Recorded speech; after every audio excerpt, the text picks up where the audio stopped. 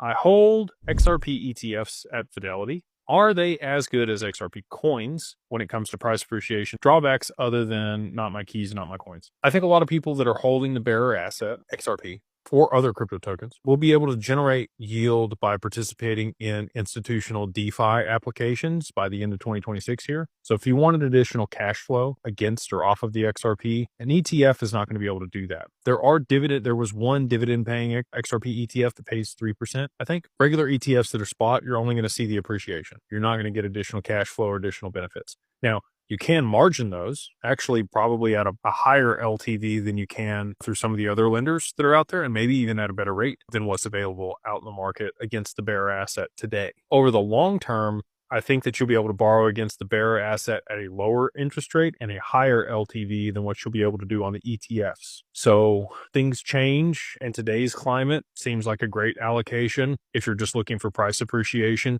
Again, I think that that's probably also, one more tick down the risk curve than holding the actual asset. So like Evernorth is a couple ticks up the risk curve because it's a DAT. An XRP ETF is probably a lower risk option to be able to get an allocation to XRP versus holding the bearer asset itself. Now, less risk, less return, more risk, more return is kind of how that works, right? I think you'll have more flexibility and opportunities to be able to use the XRP to your benefit over the long term, but the ETF is going to give you a one-to-one price appreciation. They hold a certain amount of XRP per share of the ETF. If they have to do a stock split over the long term on the ETF, they could, or they could just tokenize it and people could own 1,000th of a share, later on, like I think they probably will.